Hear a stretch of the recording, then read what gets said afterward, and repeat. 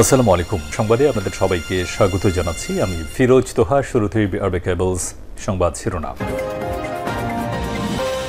বাংলাদেশের সর্বশেষ গুরুত্বপূর্ণ আপডেট সংবাদ আপনাকে স্বাগত। শুরুতেই সংবাদ শিরোনাম, পরে বিস্তারিত। শুরুতেই জানাবো, সাভারের আশুলিয়ায় বেকারিতে আগুন।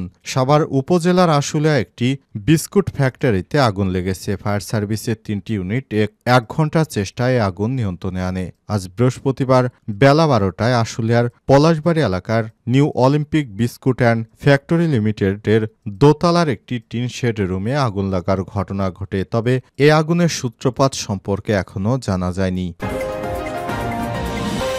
এরপর জানাবো, সাবেক র্যাবের কর্মকর্তা আলেপের বিরুদ্ধে গুম করা ব্যক্তির স্ত্রীকে ধর্ষণের প্রমাণ পাওয়া গেছে।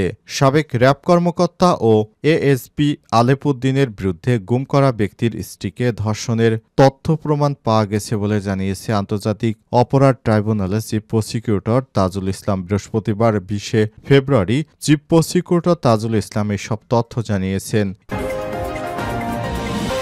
এদিকে বাংলাদেশ ব্যাংকের সাবেক গভর্নর আতিউর রহমান বারাকাত সহ 23 জনের বিরুদ্ধে দুদকের মামলা। অ্যান্টেক্স গ্রুপের নামে 287 কোটি টাকা আত্মসাতের অভিযোগে বাংলাদেশ ব্যাংকের সাবেক গভর্নর আতিউর রহমান ও অর্থনীতিবিদ আবুল বারাকাত সহ 23 জনের বিরুদ্ধে মামলা দায়ের করেছে দুর্নীতি দমন কমিশন দুদক। আজ বৃহস্পতিবার দুদকের ঢাকা সমন্বিত জেলা কার্যালয়ে মামলাটি দায়ের করা হয়। এদিকে কেন্দ্রীয় শহীদ মিনারে নিরাপত্তা নিয়ে শঙ্কা নেই বললেন ডিএমপি কমিশনার। কেন্দ্রীয় শহীদ মিনারে নিরাপত্তা নিয়ে কোনো শঙ্কা নেই। আজ বৃহস্পতিবার 20 ফেব্রুয়ারি ও 21 ফেব্রুয়ারি উপলক্ষে নিরাপত্তা ব্যবস্থা নিয়ে করা এক ব্রিফিংয়ে সব কথা বলেছেন ডিএমপির কমিশনার শেখ সাজ্জাদ আলী। এদিকে মহান শহীদ দিবস ও আন্তর্জাতিক মাতৃভাষা দিবসে তারেক রহমানের বাণী। মহান শহীদ দিবস ও আন্তর্জাতিক মাতৃভাষা দিবস উপলক্ষে বাণী দিয়েছেন বিএনপির ভারপ্রাপ্ত চেয়ারম্যান তারেক রহমান। বৃহস্পতিবার 20 ফেব্রুয়ারি নিজের ভেরিফাইড ফেসবুক পেজে দেয়া এক পোস্টে এসব বাণী দেন তারেক রহমান। এবং সর্বশেষ জানাবো, বাস থেকে 7 পর্যটককে নামিয়ে গুলি করে হত্যা। পাকিস্তানের বেলুচিস্তান প্রদেশে বন্দুকধারীরা একটি পর্যটকবাহী বাসে হামলা চালিয়ে 7 জন পর্যটককে গুলি করে হত্যা করেছে। গতরাতে এই ঘটনা ঘটে। বাসটি পর্যটকবাহী পাঞ্জাব দেশ থেকে বেলুস্তান যাচ্ছিল। প্রিয় দর্শক, এতক্ষণ শুনছিলেন সংবাদ শিরোনাম, এবারে বিস্তারিত। তবে তার আগে বন্ধুরা, অনুরোধ থাকবে সংবাদটিতে একটি লাইক দিন। এই চ্যানেলে আপনি নতুন হয়ে থাকলে আমাদের সংবাদটি দেখতে দেখতে চ্যানেলটি সাবস্ক্রাইব করে রাখুন। কমেন্ট করে বন্ধুরা আপনার মূল্যবান মতামত জানিয়ে দিন আপনি বিশ্বের কোন দেশ থেকে বা বাংলাদেশের কোন স্থান থেকে আমাদের সংবাদটি দেখছেন এবং শুনছেন। এবারে বিস্তারিত। আশুলিয়ায় বেকারিতে আগুন। সাভার উপজেলার আশুলিয়ায় একটি বিস্কুট ফ্যাক্টরিতে আগুন লেগেছে। ফায়ার সার্ভিসের 3টি ইউনিট 1 ঘণ্টার চেষ্টা আগুন নিয়ন্ত্রণে আনে। বৃহস্পতিবার 20 ফেব্রুয়ারি বেলা 12টার দিকে আশুলিয়ার পলাশবাড়ি এলাকায় নিউ অলিম্পিক বিস্কুট ফ্যাক্টরির দোতলায় একটি টিন শেডের রুমে আগুন লাগার ঘটনা ঘটে। পরে কারখানা কর্তৃপক্ষ ফায়ার সার্ভিসকে খবর দিলে বেলা 11:30টার দিকে ফায়ার স্টেশনের 3টি ইউনিট ঘটনাস্থলে পৌঁছে আগুন নিয়ন্ত্রণে আনে।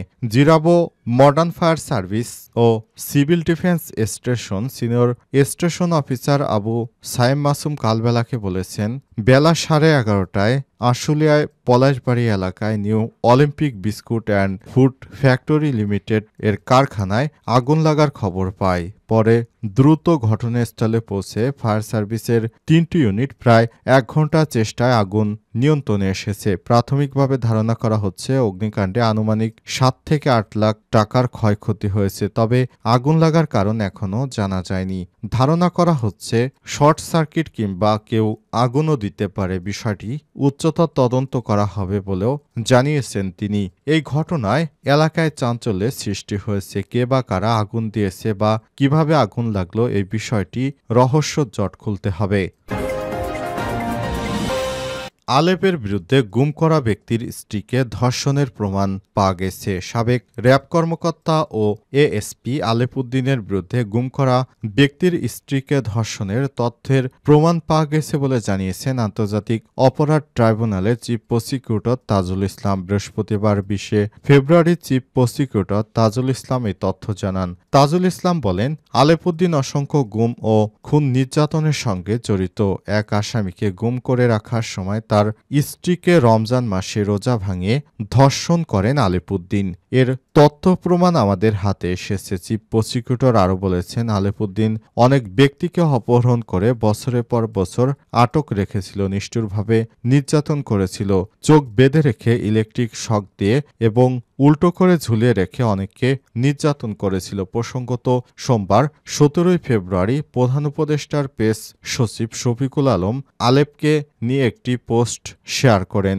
আল জাজিরার সাংবাদিক মওদুদ সুজনের ওই ফেসবুক পোস্টে লেখা, গুম হওয়া এক স্বামী বলেছেন, পবিত্র শবে কদরের দিন রোজা ভাঙিয়ে তার স্ত্রীকে ধর্ষণ করেন র্যাবের এই কর্মকর্তা। এর আগেও প্রায় 3 বার ধর্ষণের শিকার হয়েছে স্বামীকে ক্রসফায়ারের ভয় দেখিয়ে। শেষবার ধর্ষণের পর স্ত্রীর মানসিক অবস্থার অবনতি এবং কিছুদিন পর তার মৃত্যু হয়। সেই পোস্টে উল্লেখ করা হয়, ধর্ষক র্যাবের একজন ঊর্ধ্বতন কর্মকর্তা আলেপ। স্বামীর সবকিছু হারিয়ে আলেপকে বারংবার ফোন দিতে থাকে। রিপ্লাই জানায়, বন্দি মেয়ে বা বন্দি পুরুষের স্ত্রীদের সঙ্গে এমন আচরণ অলিখিতভাবে স্বীকৃত।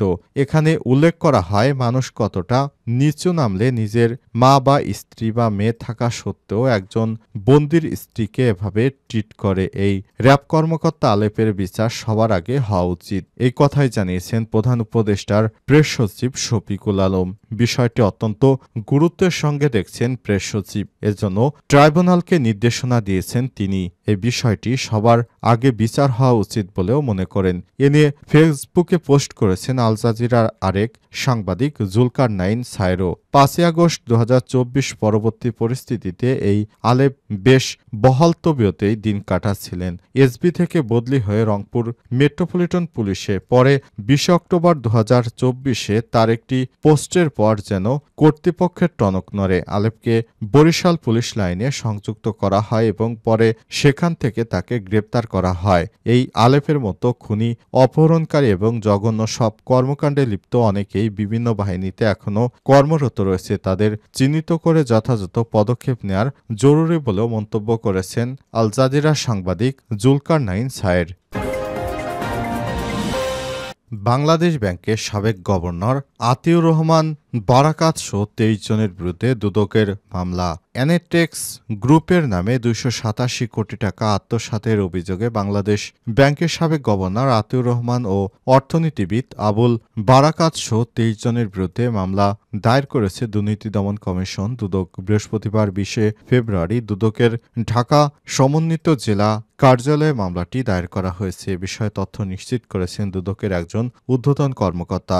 মামলার এজাহার সূত্র থেকে জানা গেছে, অ্যানেটেক্স কোম্পানি নামে জনতা ব্যাংক থেকে 287 কোটি টাকা আত্মসাতের অভিযোগে মামলা দায়ের করা হয়েছে। মামলায় আসামিদের মধ্যে বাংলাদেশ ব্যাংকের সাবেক গভর্নর আতিউর রহমান এবং খ্যাতনামা অর্থনীতিবিদ আবুল বারাকাত সহ মোট 23 জন ব্যক্তি রয়েছেন। এছাড়া আরও বলা হয়েছে, আতিউর রহমান এবং তার সহযোগী অন্যান্য ব্যক্তিরা বিভিন্ন অনৈতিক কৌশলে এই অর্থ আত্মসাৎ করেছেন। যদিও এর আগে 2022 সালে ঋণ অনিয়ম তদন্ত করে দুদক প্রমাণ না পায় অভিযোগের পরিসমাপ্তি করেছিল বলে জানা গেছে। তবে নতুন সরকার আসার পর আবারও মামলা হয়েছে।